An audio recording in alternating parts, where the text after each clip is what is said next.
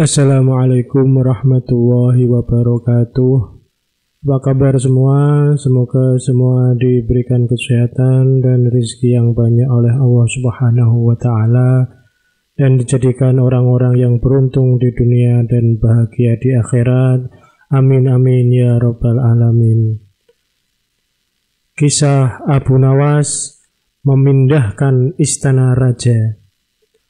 Baginda baru saja membaca kitab tentang kehebatan Raja Sulaiman yang mampu memerintahkan para jin memindahkan singgasana Ratu Bilqis di dekat istananya. Baginda tiba-tiba merasa tertarik, hatinya mulai tergelitik untuk melakukan hal yang sama. Mendadak beliau ingin istananya dipindahkan ke atas gunung agar bisa lebih leluasa menikmati pemandangan di sekitar. Dan bukankah hal itu tidak mustahil bisa dilakukan? Karena ada Abu Nawas yang amat cerdik di negerinya. Abu Nawas segera dipanggil untuk menghadap Baginda Raja Harun ar-Rasyid. Setelah Abu Nawas dihadapkan, Baginda berkata, "Sanggupkah engkau memindahkan istanaku ke atas gunung agar aku lebih leluasa melihat negeriku?" tanya Baginda. Abu Nawas tidak langsung menjawab. Ia berpikir sejenak hingga keningnya berkerut. Tidak mungkin menolak perintah Baginda kecuali kalau memang ingin dihukum. Akhirnya Abu Nawas terpaksa menyanggupi proyek raksasa itu. Ada satu lagi permintaan dari Baginda. Pekerjaan itu harus selesai hanya dalam waktu sebulan. Abu Nawas pulang dengan hati masgul. Setiap malam ia hanya berteman dengan rembulan dan bintang-bintang. Hari-hari dilewati dengan kegundahan. Tak ada hari yang lebih berat dalam hidup Abu Nawas kecuali hari-hari ini. Tetapi pada hari ke-9 ia tidak lagi merasa gundah gulana. Keesokan harinya Abu Nawas menuju istana. Ia menghadap Baginda untuk membahas pemindahan istana. Dengan senang hati Baginda akan mendengarkan apa yang diinginkan Abu Nawas. "Ampun tuanku, hamba datang ke sini hanya untuk mengajukan usul untuk memperlancar pekerjaan hamba nanti," kata Abu Nawas. "Apa usul itu?" "Hamba akan memindahkan istana Paduka yang mulia tepat pada hari raya Idul Kurban yang kebetulan hanya kurang 20 hari lagi." "Kalau hanya usulmu, baiklah," kata Baginda. "Satu lagi Baginda," Abu Nawas menambahkan. "Apa lagi?" tanya Baginda. "Hamba mohon Baginda menyembelih 10 ekor sapi yang gemuk untuk dibagikan langsung kepada fakir miskin," kata Abu Nawas. "Usulmu kuterima," kata Baginda menyetujui. Abu Nawas pulang dengan perasaan riang gembira.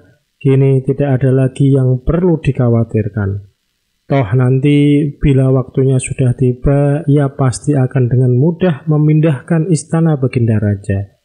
Jangankan hanya memindahkan ke puncak gunung, ke dasar samudra pun Abu Nawas sanggup.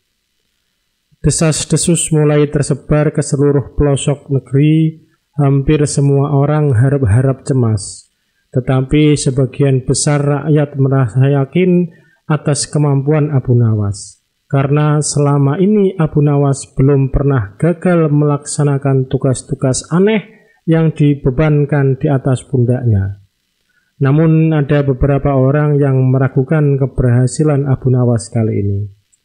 Saat-saat yang dinanti-nantikan tiba, rakyat berbondong-bondong menuju lapangan untuk melakukan sholat hari raya Idul Kurban. Dan seusai sholat, 10 sapi sumbangan Baginda Raja disembelih, lalu dimasak, kemudian segera dibagikan kepada fakir miskin. Kini giliran Abu Nawas yang harus melaksanakan tugas berat itu. Abu Nawas berjalan menuju istana diikuti oleh rakyat. Sesampai di depan istana, Abu Nawas bertanya kepada Baginda Raja, "Ampun tuanku yang mulia, apakah istana sudah tidak ada orangnya lagi?" "Tidak ada," jawab Baginda Raja singkat. Kemudian Abu Nawas berjalan beberapa langkah mendekati istana. Ia berdiri sambil memandangi istana. Abu Nawas berdiri mematung seolah-olah ada yang ditunggu. Benar, Baginda Raja akhirnya tidak sabar. Abu Nawas, mengapa engkau belum juga mengangkat istanaku? Tanya Baginda Raja. Hamba sudah siap sejak tadi, Baginda, kata Abu Nawas. Apa maksudmu engkau sudah siap sejak tadi? Kalau engkau sudah siap, lalu apa yang engkau tunggu? Tanya Baginda masih diliputi perasaan heran. Mungkin taunya Abu Nawas sakti hingga memerintahkan Abu Nawas memindahkan istana, dan Abu Nawas tidak kalah cerdik dan berkata, hamba menunggu istana Paduka yang mulia diangkat oleh seluruh rakyat yang hadir untuk diletakkan di atas pundak hamba. Setelah itu, hamba tentu akan memindahkan istana Paduka yang mulia ke atas gunung sesuai dengan titah Paduka. Abu Nawas ternyata sanggup memindahkan istana raja, kecuali rakyat dari Raja Harun ar-Rasyid harus mampu memindahkan istana ke pundaknya, dan Abu Nawas akan siap memindahkan kemana saja. Baginda Raja Harun ar-Rasyid terpana. Beliau tidak menyangka Abu Nawas masih bisa keluar dari lubang jarum. Sekian, wassalamualaikum warahmatullahi wabarakatuh.